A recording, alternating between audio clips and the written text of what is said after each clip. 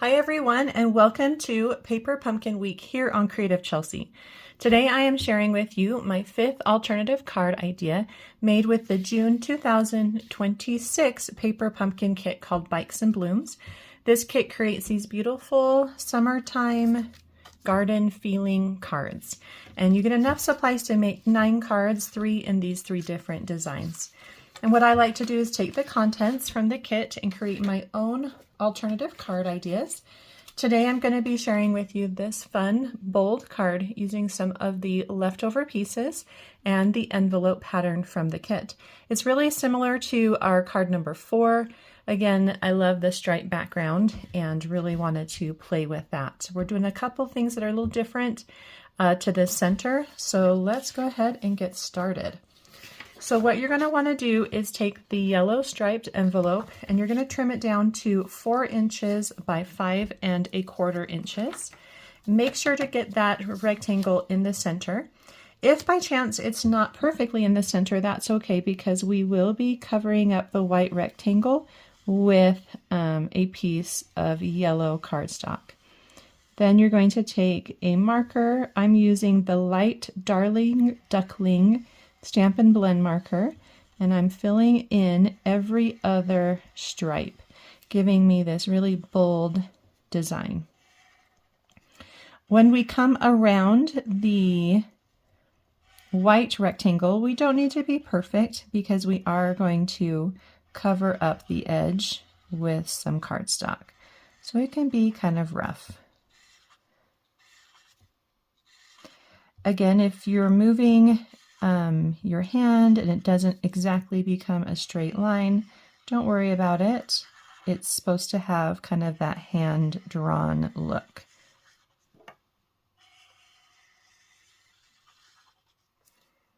Okay, so this is what it looks like when you're done. I love that bold, fresh yellow color. Let's go ahead and add this to our card base. I'm using a card base of Darling Duckling cardstock, so it coordinates really nicely with that ink color that I just added. We're going to put this right in the center, and there will be a slight border around it.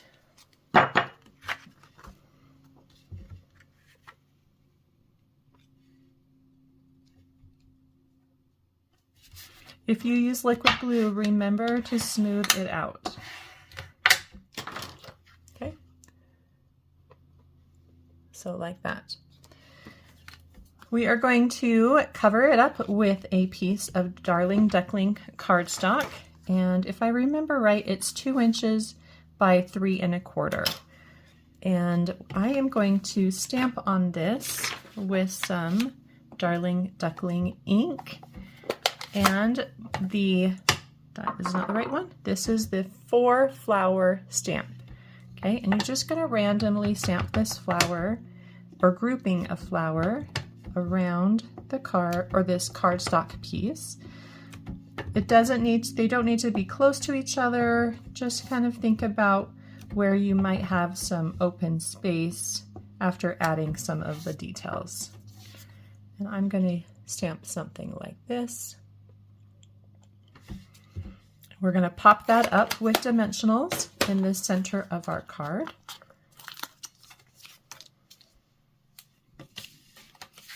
Oops. Okay, I think it was this way. And then just kind of eyeball where the center is. You can use the lines on the paper to help get it nice and straight. So it's going to look like this, and then we're going to splatter it with some brown ink. I'm going to use pecan pie ink, and we're going to do it with water. So I squeeze it to get a little bit of ink on the lid. I've got a paintbrush, and I'm mixing that brown ink with some water. You could also use a water painter here. And then you're going to tap it on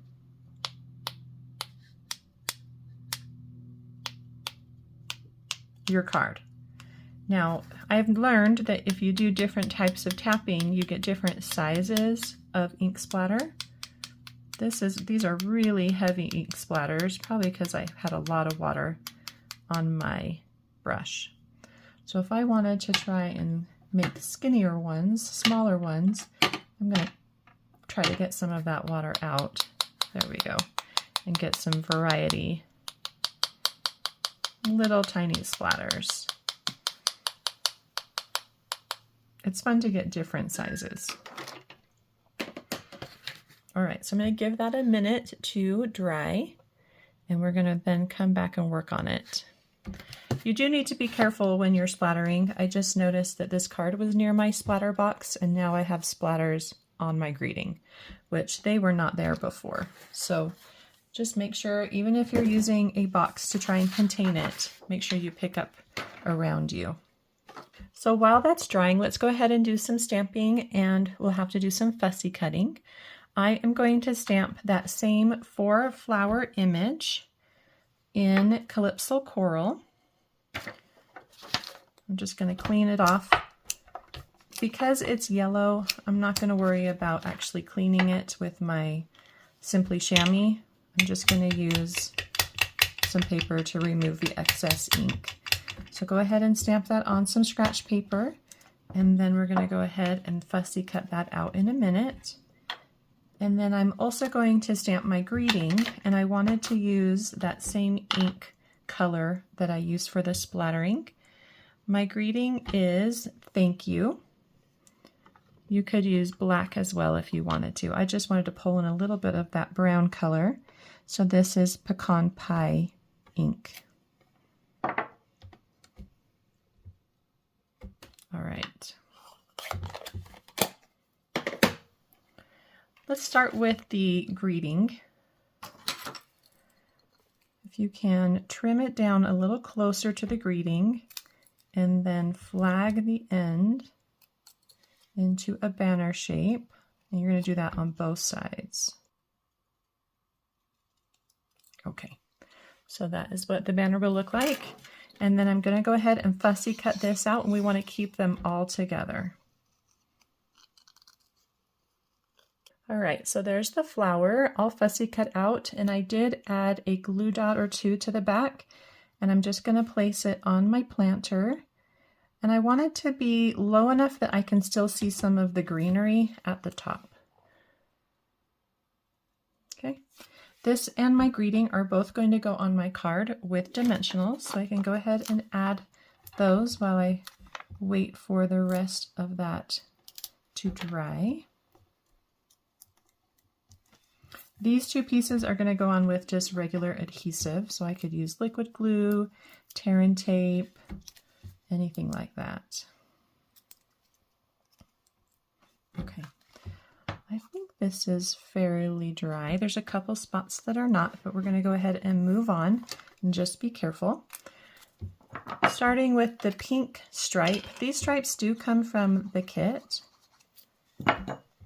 and just about 2/3 of the way down, so 1/3 up, just below half maybe, I'm going to add that pink stripe at an angle, and then do the same with the green, but kind of at an opposite angle.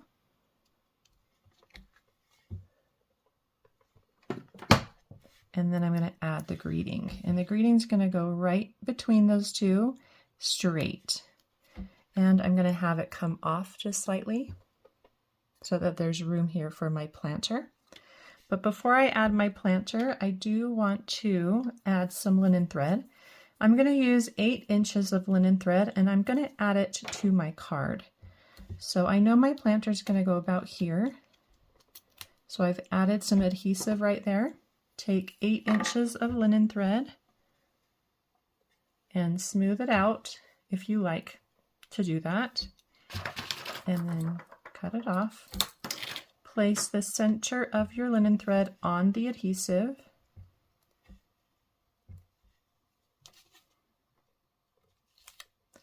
and then wrap to create your bow.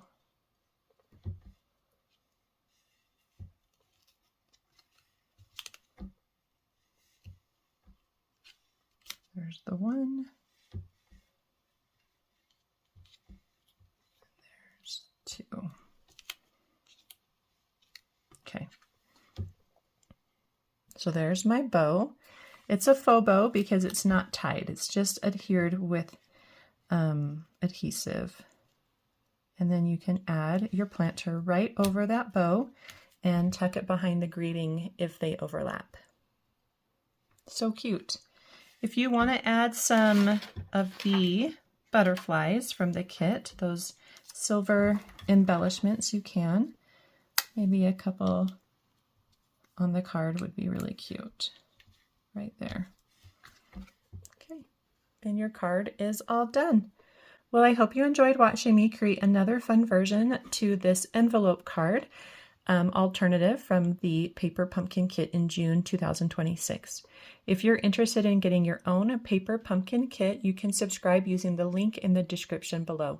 If you would like to see written instructions or close-up images on how to create this card, you can visit my blog, creativechelsey.com. Thanks so much for watching. Have a creative day. Bye.